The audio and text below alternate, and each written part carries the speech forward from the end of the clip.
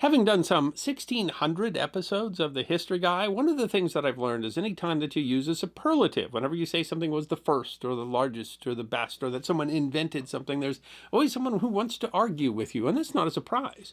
People want to be the first or the best, and we like to argue over such things. But it's interesting because perhaps the world's greatest reference on superlatives, the Guinness Book of World Records, which itself is a world record holder as the world's best-selling annual publication, was started over just such an argument.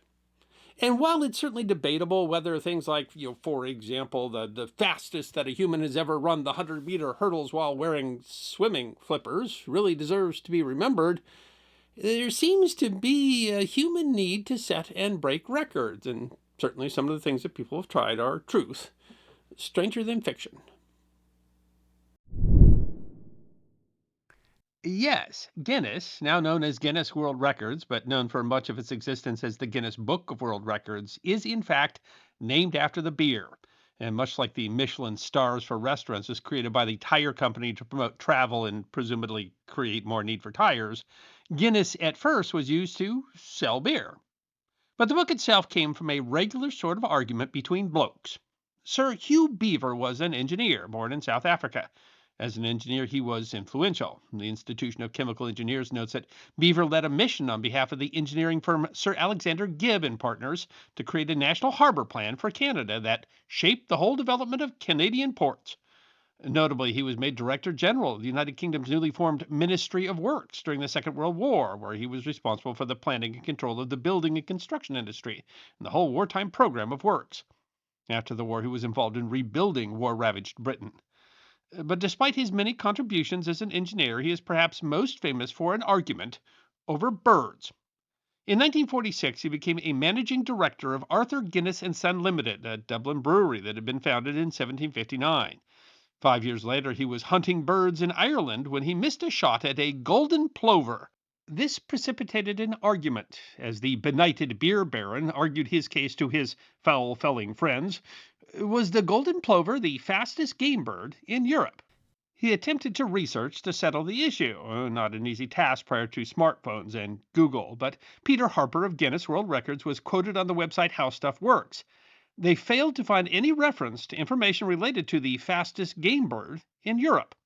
The website continues. The lack of information continued to nag Beaver, who went on to discover that there was no single official record of the fastest game bird, or much of anything else, for that matter. This raised interesting questions, but it also offered an opportunity to sell beer. The website of Guinness World Records writes, it occurred to Sir Hugh that there must have been several other friendly disputes debated nightly in the then 81,400 pubs of Britain and Ireland. Beaver hired two journalists, twin brothers Norris and Ross McWhirter, to create a reference. Smithsonian writes, after more than 13 90-hour weeks, the editors finally published the book on August 27, 1955. The idea was not so much to sell the book, but to provide it to pubs to promote the Guinness brewery.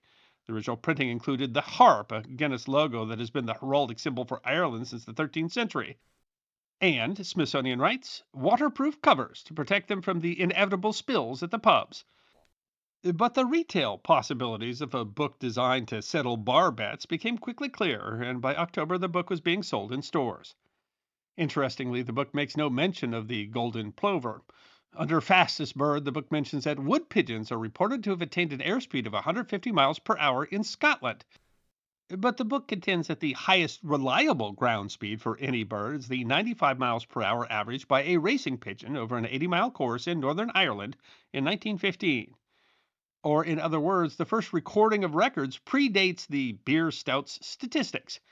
In fact, the sport of pigeon racing has existed at least since 1818, when the first long-distance race occurred in Belgium.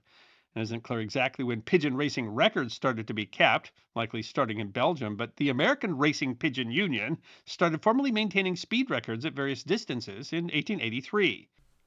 So when did such records begin? Horse racing might go back as far as 700 BC, but the stopwatch wasn't invented until around 1695, and that was a medical device for measuring pulse that didn't get general use.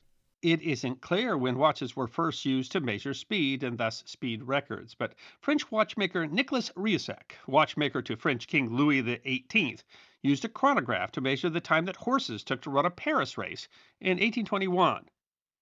Horse racing influenced another world record that was carefully tracked prior to the creation of the Guinness Book.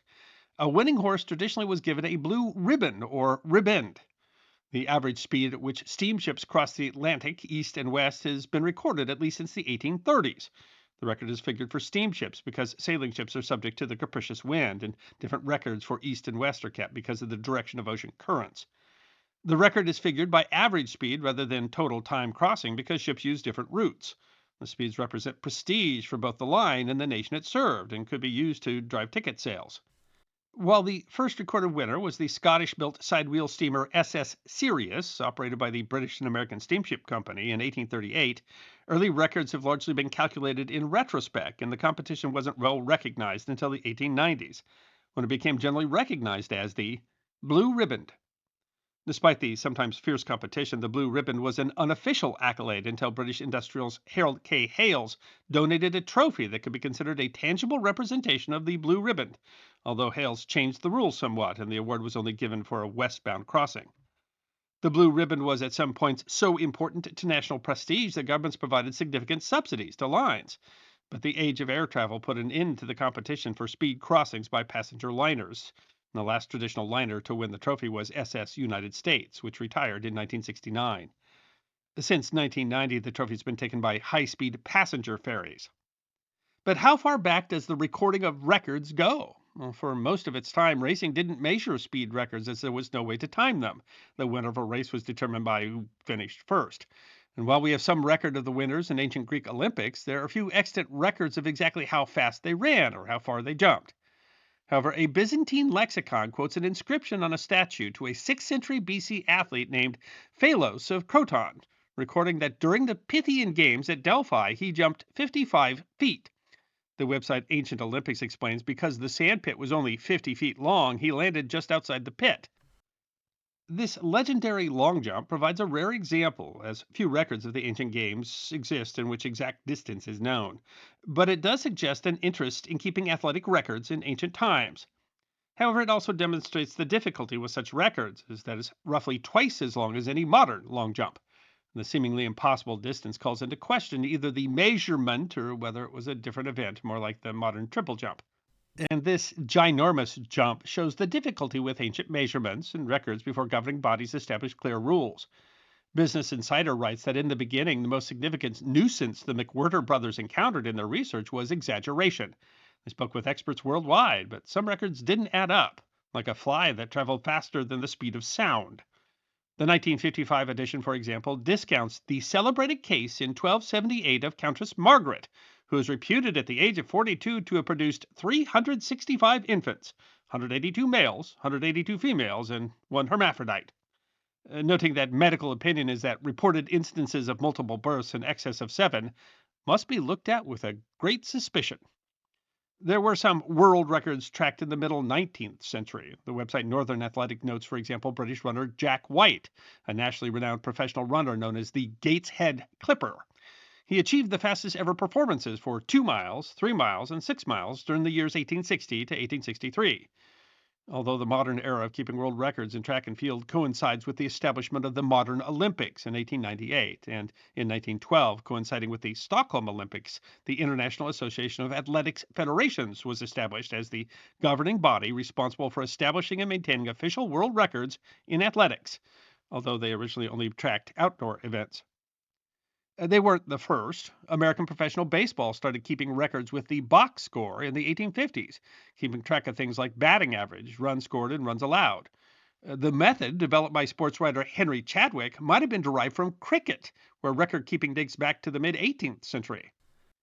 The guide site Fishing Bookers writes that it's difficult to pinpoint the exact moment in history when documenting big catches became a practice, but the earliest record of a never before seen behemoth was made in 1817. The unbelievably large fish was a sturgeon caught on the Black River in New York. The colossal creature weighed an astonishing 1,387 pounds and was a pure delight. While various fishing clubs had established rules, the International Game Fish Association was established in Dania Beach, Florida in 1939, both to develop ethical rules for fishing and to record world record fishing catches by fish category, published annually in the World Record Game Fishes. There are many men who may have claimed to be the world's strongest man in circus shows in the 19th century, but Estonian strongman Georg Hackenschmidt, known for popularizing the bench press, was the first recognized to set the world record for that kind of weightlifting in 1898. While there were several records tracked prior, in 1972 the International Powerlifting Federation was established and began keeping official powerlifting world records as the international governing body for the sport of powerlifting. Outside of sports, there were other records that affected national prestige, even if there was no category or world record. Nations were usually generally aware of the largest battleship, or the longest range artillery piece, or the fastest warplane. Competitions for such things meant more than prestige, but also deterrence, and of course could make a difference when it actually came to war. But they also stretched national budgets and were often limited by international treaties and everyone's self interest. But previous to the publication of Guinness, there seems to have been little record keeping of things like most snails on your face or loudest burp, and it isn't hard to understand why. What is more perplexing is how the strange competition and desire for attention led people to bring such ideas to Guinness in the first place. And that craze has certainly led to some issues. Guinness has had to eliminate several categories over various concerns. For example, the record for longest kiss had to be retired when news website NDTV explains there have been several instances of contestants suffering ill effects of pulling the stunt. As the record to beat became longer and longer, participants were prone to succumbing to the dangers linked to sleep deprivation, such as psychosis. The category for the largest audience at camel wrestling was discontinued out of concern for the welfare of the camels. Notably, the category for largest mass balloon release had to be discontinued when a balloon fest in Cleveland in 1986 released 1.5 million balloons, which ended up snarling traffic, interfering with airline flights, polluting the Cuyahoga River, and interfering with a Coast Guard search and rescue operation. Even more painful might be some of the failed attempts.